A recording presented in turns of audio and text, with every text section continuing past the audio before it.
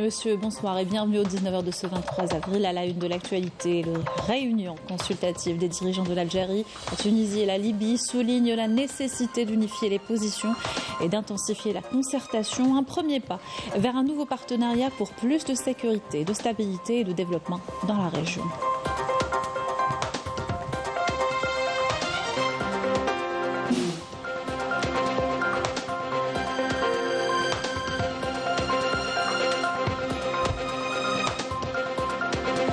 Le général d'armée Saïd Chinguedeha, chef d'état-major de l'armée nationale populaire, entame une visite de travail d'inspection aux 3e région militaire dans le cadre du suivi de l'exécution du programme de préparation au combat.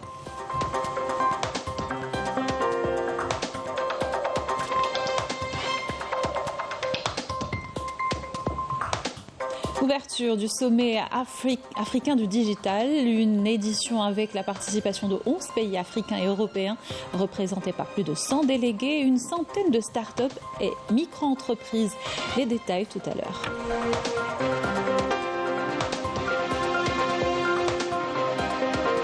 À suivre dans ce journal des extraits d'une interview exclusive avec un militant du Parti national RIF. Il revient sur la lutte de son peuple au moment où une délégation du RIF se trouve aux Nations Unies.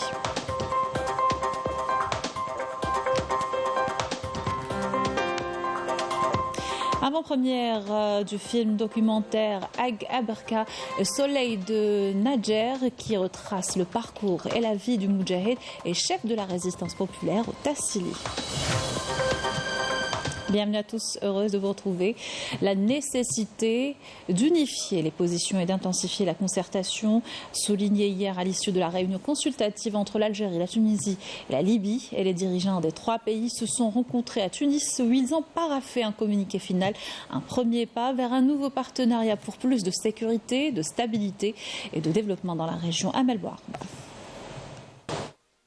L'Algérie, la Tunisie et la Libye ont posé les jalons d'un partenariat inédit basé sur la concertation et la coordination au service des intérêts de leur peuple. Dans le communiqué final à l'issue de la première réunion consultative tenue à Tunis, les dirigeants des 3 pays ont souligné la nécessité d'unifier les positions et d'intensifier les consultations pour renforcer la sécurité et la stabilité dans la région et accroître sa résilience face aux mutations régionales et aux crises internationales successives. Pour les 3 pays, il est impératif d'avoir une voix audible et unifiée et une présence influente sur la scène régionale et internationale.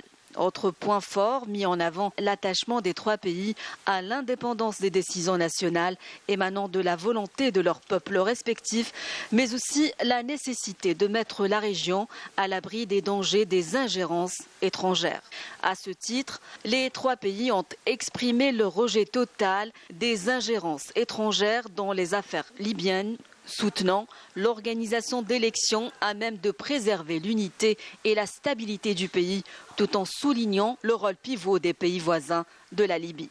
Dans le même sillage, les dirigeants des 2 coordonnaient les efforts visant à protéger les frontières communes contre les risques et les conséquences de la migration irrégulière et les autres manifestations du crime organisé. La question palestinienne s'est également invitée à cette première réunion consultative quand 3 pays ont mis en garde contre le danger des interventions étrangères dans la région sahélo-saharienne. Il a été convenu de créer des groupes de travail conjoints chargés de l'agression sioniste dévastatrice contre Gaza depuis plusieurs mois. Le communiqué final a condamné avec force les crimes de guerre commis contre le peuple palestinien frère, appelant à un cessez-le-feu. Les dirigeants des 3 pays frères sont convenus de l'organisation périodique de cette réunion en alternance entre les 3 pays.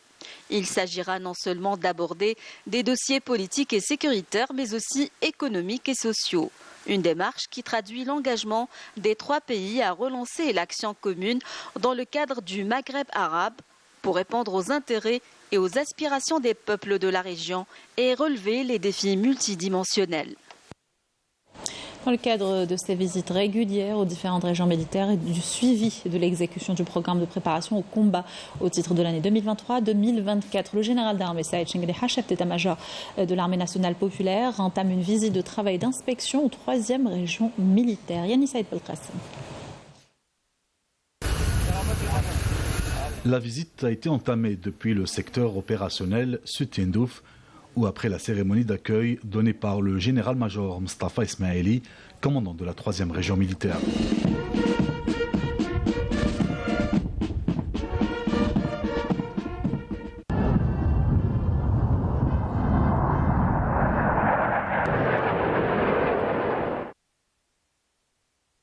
Le général d'armée a prononcé une allocution d'orientation diffusée par visioconférence à l'ensemble des cadres et des personnels de la région et à travers laquelle il leur a transmis les salutations, l'estime et les remerciements du président de la République, Abdelmadjid Tebboune, chef suprême des forces armées, ministre de la Défense nationale, avant de souligner que la préparation au combat est le portail d'accès vers le développement, la disponibilité et la performance opérationnelle escomptée.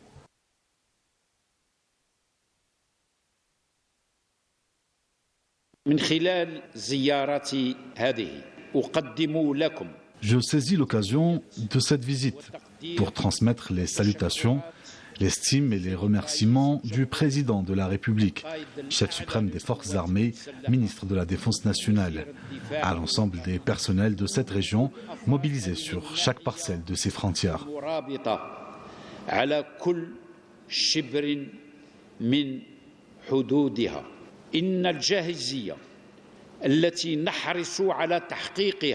La disponibilité que nous œuvrons à concrétiser sur le terrain au niveau de cette importante région, avec tout ce qu'elle comprend comme dispositif opérationnel et unité de combat, nécessite l'observation des exigences de la préparation au combat dans toutes ses formes, branches et spécialités.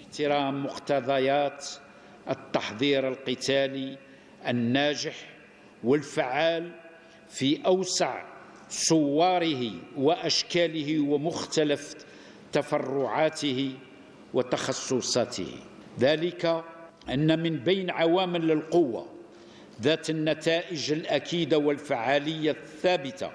La raison n'est que parmi les éléments de puissance qui ont des résultats certains et une efficacité prouvée auxquels l'armée nationale populaire réserve un intérêt particulier figure la préparation au combat qui représente le portail d'accès vers le développement et la disponibilité escomptée ainsi que vers la performance opérationnelle qui correspond à la nature des missions assignées.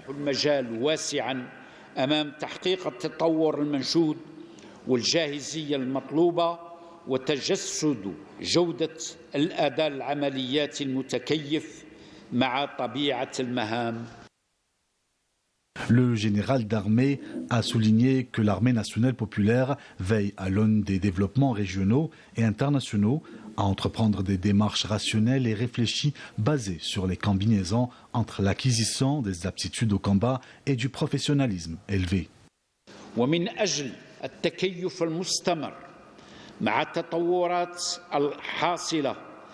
En vue d'une adaptation continue à l'évolution de la situation de notre environnement régional et international et de faire face efficacement aux nouvelles menaces, nous avons entamé une préparation globale qui a touché les différentes composantes de l'armée nationale populaire avec la mobilisation des moyens humains et matériels dans l'objectif de définir les contours du développement futur du corps de bataille de l'armée nationale populaire.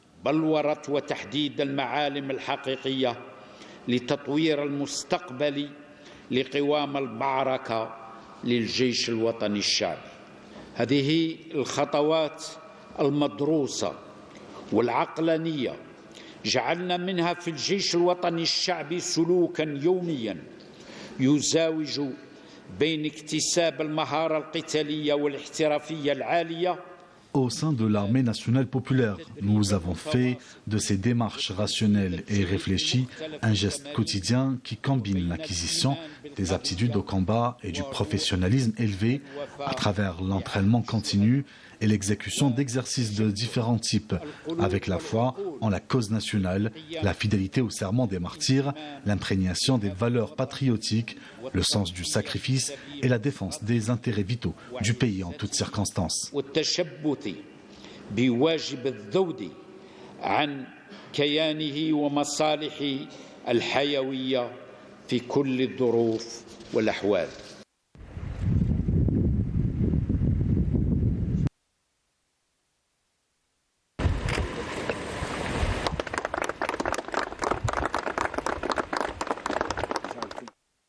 À l'issue, le général d'armée inaugure une salle polyvalente et a inspecté le cercle du Djundi et des unités relevant du secteur opérationnel Sud Tindouf, où il a donné au personnel un ensemble de directives et d'orientations portant notamment sur la poursuite des activités de préparation au combat, visant à permettre au corps de bataille de l'armée nationale populaire d'atteindre le niveau d'excellence dans tous les domaines, en insistant sur l'impératif de resserrer l'étau sur les activités de contrebande et du crime organisé sous toutes ses formes.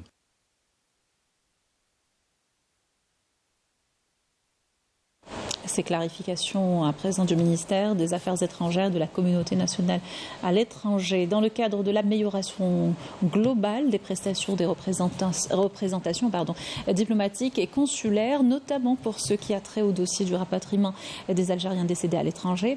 Après la publication de plusieurs articles de presse et la multiplication des sorties médiatiques, et afin d'éviter tout amalgame laissé par certaines déclarations, il convient de rappeler que dans le cadre des efforts visant à prendre en charge les préoccupations des membres de la communauté nationale à l'étranger et conformément aux instructions du président de la République. Il convient de rappeler que le ministère des Affaires étrangères de la communauté nationale à l'étranger a souligné que la prise en charge des frais de rapatriement vers l'Algérie et des dépouilles mortelles des Algériens décédés à l'étranger est assurée par l'État algérien.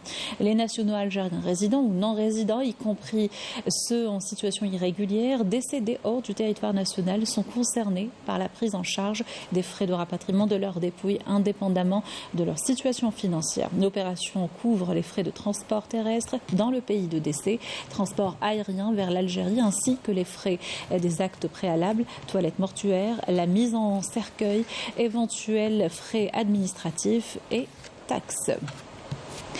Coopération, le ministre des Affaires étrangères de la communauté nationale à l'étranger, Ahmed Attaf, a reçu ce mardi la présidente du comité international de la Croix-Rouge, Mariana Spoliaric. La rencontre a permis de passer en revue les relations privilégiées entre l'Algérie et le CICR, des relations solides, a affirmé Ahmed Attaf, et fondées sur l'engagement constant de l'Algérie et son attachement au droit international humanitaire et tirant leur force des valeurs fondamentales de confiance, de soutien et d'entente mutuelle auxquelles l'Algérie et le CICR sont si attachés. Ouverture ce mardi des travaux du sommet africain du digital au palais de la culture Mufti Zakaria. African Digital Summit s'est imposé comme le rendez-vous continental incontournable du numérique. Cette édition a vu la participation de 11 pays africains et européens représentés par plus de 100 délégués aux côtés d'une centaine de start-up, micro-entreprises nationales et étrangères. Le compte rendu de Walid Yousfi. Digital African Summit, l'un des événements les plus attendus en Algérie, marque un tournant majeur dans la coopération technologique sud-sud et la promotion de l'innovation en Afrique. Plus de 100 délégués de divers pays africains, une centaine d'entreprises et start-up, ainsi que des experts nationaux et étrangers prennent part à cette rencontre continentale. C'est une Afrique qui inspire. Aujourd'hui, à l'ouverture, il y a eu des chiffres qui ont été donnés par son Excellence, Monsieur le Ministre. Et ces chiffres, en fait, sont parlants du pas et des pas de géant que l'Algérie a fait en quelques années. Et ce partage d'expérience, en fait, nous, nos pays, dans nos entreprises, dans nos pays, nous en avons besoin pour aussi faire ces pas-là. Mais comme l'Algérie l'a déjà fait, il y a juste à faire le retour d'expérience pour que les autres aussi en profitent et qu'ensemble, en fait, on construise ce qu'on appelle en fait l'autoroute entre nos pays, l'autoroute de l'information. Tisser des relations pour qu'ensemble, on puisse bâtir une Afrique forte en utilisant nos neurones, en utilisant notre savoir-faire et surtout de pouvoir tropicaliser les nouvelles technologies pour répondre aux besoins des pays africains. L'objectif principal, c'est de rassembler tous les acteurs du secteur du numérique, bien sûr du continent africain, non seulement algérien. Donc on veut élargir le spectre de relationnel et d'échanges entre l'Algérie et les pays africains. Il y a eu la présence de plusieurs pays africains à l'étranger et ce échange de connaissances est très important pour le développement de la transformation digitale en Algérie. Le Salon international des technologies est également une occasion pour mettre en avant l'expérience algérienne qui a enregistré de grands pas dans le domaine de la numérisation et la transformation digitale. Plus de 80% de la population algérienne a accès à Internet.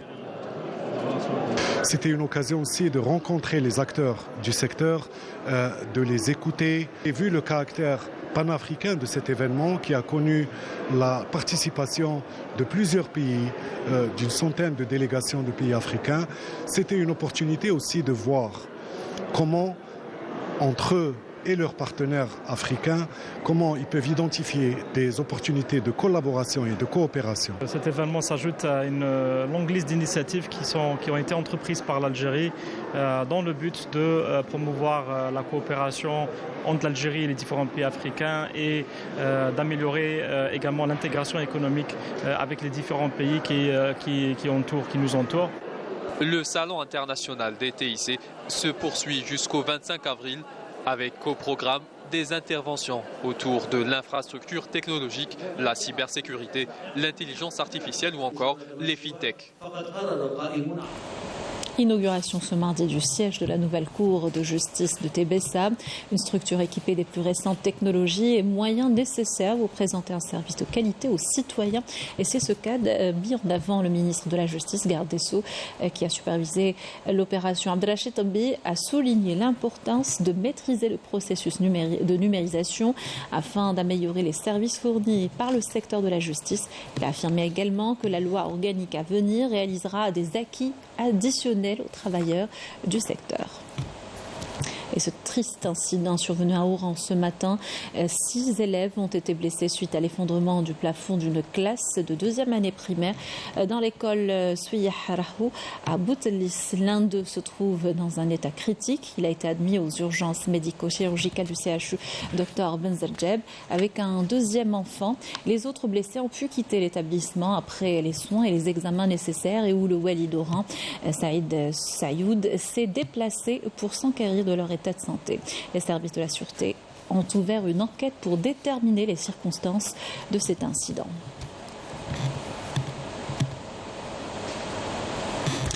À l'étranger, pas de répit pour les Palestiniens au 200e jour de l'agression sioniste à Gaza. De nouveaux bombardements ont tué et blessé des dizaines de Palestiniens et il ne s'agit que de la partie émergée de l'iceberg puisque des charniers sont découverts régulièrement après le retrait des forces sionistes de certaines régions. Le dernier en date est celui de l'hôpital Nasser, nous dit Raouf Hamouche. L'ONU réclame une enquête internationale sur les fosses communes découvertes dans les 2 principaux hôpitaux de la bande de Gaza, soulignant la nécessité d'une enquête indépendante face au climat d'impunité actuel. Le Haut Commissariat de l'ONU aux droits de l'homme s'est dit horrifié par la destruction du plus grand hôpital de Gaza, Al-Shifa, et du 2e plus grand établissement hospitalier du territoire palestinien, le complexe médical Nasser de Khan Younes.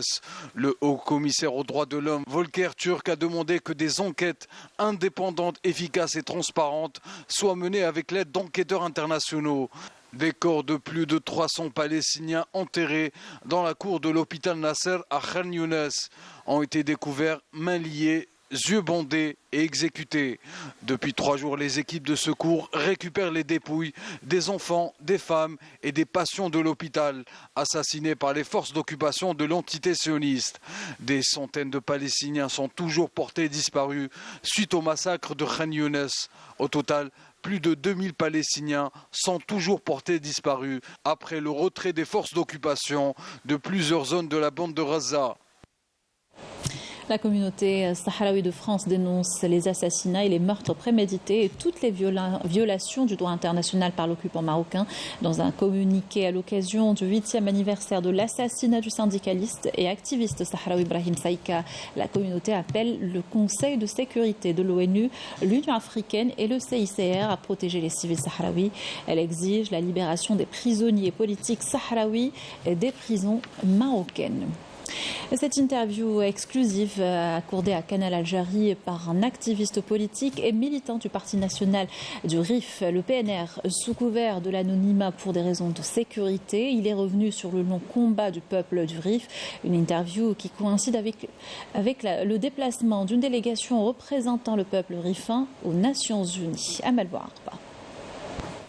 Depuis plusieurs années, le RIF est en effervescence. Malgré la répression du régime du Marzen, les rifins veulent ressusciter la République du RIF, fondée entre 1921 et 1926 par Abdelkrim Al-Khattabi, icône de la lutte anticoloniale. La région du RIF est une région qui est prête à tout moment à l'explosion parce qu'elle vit très mal ce blocus, elle vit très mal cette occupation et refuse cette occupation. Nous avons toujours refusé toutes les occupations, qu'elles soient espagnoles, portugaises, françaises et la marocaine ne change à rien du tout, ça reste une occupation. Aujourd'hui, comme vous le savez, le peuple rifin subit depuis le Hirak de 2016 une véritable punition collective, vit sous un embargo économique, militaire et culturel. Ils subissent des expropriations de biens et d'autres formes de répression. Sachez que même pendant la guerre du RIF en 1926, l'armée rifaine, l'armée d'Abdelkrim, faisait face à l'armée espagnole, à l'armée française et aussi à 40 000 mercenaires, goumiers marocains. Les Marocains, au lieu d'aller se battre pour virer l'occupation française, étaient là pour aider justement l'armée française et l'armée espagnole contre le peuple rifin. Engagés dans un processus d'indépendance et de reconnaissance internationale, les rifins ont récemment conduit une délégation aux Nations Unies pour porter haut et fort les aspirations du peuple rifin. Dernièrement, une délégation du parti est partie au siège des Nations Unies, premièrement pour faire un sitting et pour faire flotter notre cher drapeau devant les yeux du monde entier. Et avant New York, on était aussi en Afrique du Sud. L'invitation du parti de Nelson Mandela, ANC. Et donc on a rencontré une dizaine de partis politiques avec qui on a signé des projets de reconnaissance de notre parti, de notre cause rifaine.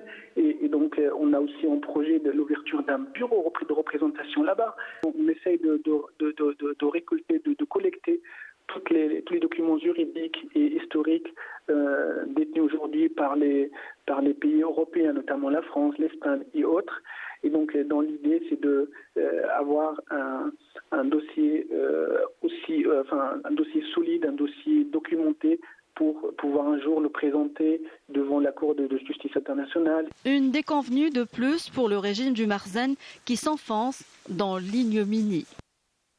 Une grève générale du système de santé au Maroc prévue dès demain mercredi, annoncée par les principaux syndicats du secteur qui réclament une amélioration de leurs conditions socio-professionnelles. Il s'agit de l'un des nombreux secteurs où les revendications des travailleurs restent sans suite, et ce depuis des scènes. Pauvreté, atteinte aux libertés et une misère sans précédent. Le peuple marocain vit au rythme des manifestations, dénonçant la détérioration des conditions de vie, notamment pour les travailleurs du secteur de la santé. À partir de ce mercredi, tous les hôpitaux au Maroc seront paralysés par une grève générale. En effet, 8 syndicats se sont engagés à faire front commun pour une grève générale afin de répondre aux revendications des personnels de la santé. L'objectif est clair, faire valoir les revendications légitimes des différentes catégories confrontées entre autres à la marginalisation et à la pauvreté par le Marzen dans ce secteur vital. Dans un contexte d'escalade des tensions au sein du secteur de la santé au Maroc, les étudiants en médecine sont devenus des critiques virulents des réformes du Marzen. Depuis la rentrée scolaire en cours, ils sont des milliers à boycotter les examens et à descendre dans la rue en signe de protestation. Complètement isolés et oubliés, la précarité dans laquelle vivent les professionnels de la santé les pousse à investir la rue et à dénoncer cette insupportable situation qui les oblige à battre le pavé pour recouvrir leurs droits légitimes.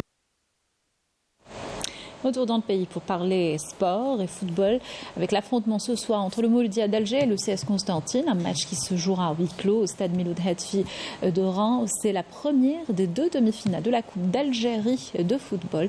Liad Belkhadim revient sur cette rencontre. Le stade Miloud Hetfi d'Oran sera un théâtre sans public ce soir à partir de 21h d'une explication XXL entre les deux meilleures formations de la Ligue 1. L'affiche entre le Mouloudia d'Alger et le CS Constantine se jouera ce soir au stade d'Oran à huis clos. Le Chabab de Constantine, qui court après le premier trophée de son histoire, aura à cœur de se qualifier à sa première finale et du coup espérer mettre fin à plusieurs tentatives manquées. Les Constantinois, qui occupent la position de dauphin en Ligue 1 derrière le solide leader, le MCA, et adversaire d'un jour, avaient atteint le dernier carré à 4 reprises en 87, 92, 2012 et 2019, sans pour autant parvenir à franchir cet avant-dernier stade de la compétition. Toutefois, leur mission ne sera pas facile devant l'un des spécialistes de l'épreuve. Avec 8 trophées, le MCA occupe la tête du classement des clubs les plus titrés dans l'épreuve populaire en compagnie de l'Entente de Sétif, du Chabab de Belouizdad et de l'USM Alger. Le club algérois, qui a fait un grand pas pour décrocher le titre de champion, vise désormais le doublé. Cela passera inéluctablement par un succès face au CSC, qui reste sur une bonne dynamique puisqu'il a enchaîné vendredi dernier face à Renchla une victoire de buts à 1, synonyme de 7e succès de rang, toutes compétitions confondues. Le Mouloudia d'Alger, dont le dernier trophée remonte à 2016 face au Nehd du Sendé, victoire 1-0 à l'époque, devra puiser dans ses ressources face à un adversaire qui lui a infligé sa première défaite de la saison en championnat. Le match sera le 7e dans l'histoire des confrontations en Coupe d'Algérie entre les deux clubs. Le Mouloudia et le CSC se sont déjà rencontrés à 6 reprises. Les deux clubs sont à égalité parfaite puisqu'ils ont décroché 3 succès chacun. Tout pronostic est impossible, mais une seule certitude demeure. Le CSC jouera pour son histoire et le Mouloudia, lui, veut offrir le doublé à son public. Rencontre que vous pourrez suivre en direct à partir de 21h sur la première chaîne Al-Ardia et la 4e Al-Amaziriya.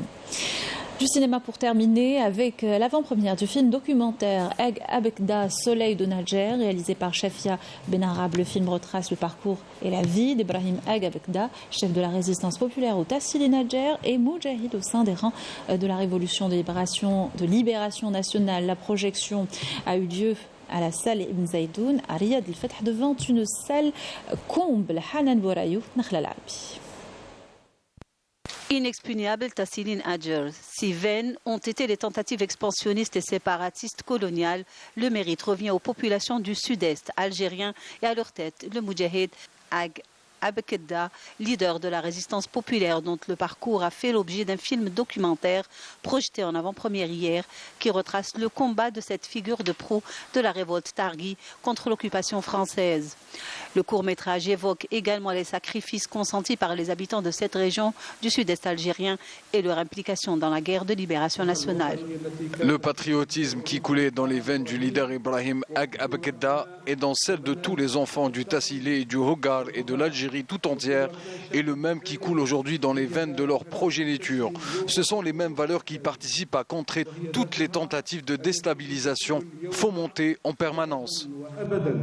مقاومات الفشل لكل المحاولات التي تدبر من حين لآخر. Le combat mené par Ibrahim Ag Abekda et ses compagnons lors de la guerre de libération nationale avait pour principal but d'empêcher, voire de contrer la séparation programmée par le colonisateur du Nord avec le Sud. Le documentaire met en relief le parcours remarquable de ce personnage qui a marqué l'histoire nationale contemporaine en dirigeant d'une part la révolte populaire initiée dans les régions du Sud, tout en militant dans les rangs de la LN aux côtés du cheikh Hamoud Ag el-Mokhtar et des vaillants révolutionnaires du Tassili et du Hogar. Cette première œuvre documentaire qui met en lumière un des symboles de la révolution aura permis aux petits-enfants d'Ibrahim Ag Abekda de découvrir des facettes plus qu'honorables de ce grand homme qu'aura été leur grand-père. Les Touaregs, les habitants des régions de l'Hagar et Nadjer, aiment leur pays. Ce sont des patriotes. Ils sont prêts à le défendre contre toute agression. Vive l'Algérie et gloire à nos martyrs. La réalisation de ce film documentaire historique a duré une année. Entre le tournage et le montage, l'écriture du scénario a été faite bien avant. Le documentaire Abakedda, Soleil du Nadjer, s'inscrit dans le cadre d'une série de productions audiovisuelles du ministère des Moudjahidines et des ayants droit. Cette première partie se veut un hommage et une reconnaissance aux populations du Sud dont le rôle, l'engagement et la farouche résistance contre l'occupation française ont été salutaires. Voilà qui termine notre journal. Merci de l'avoir suivi. Excellente soirée sur Canal Algérie.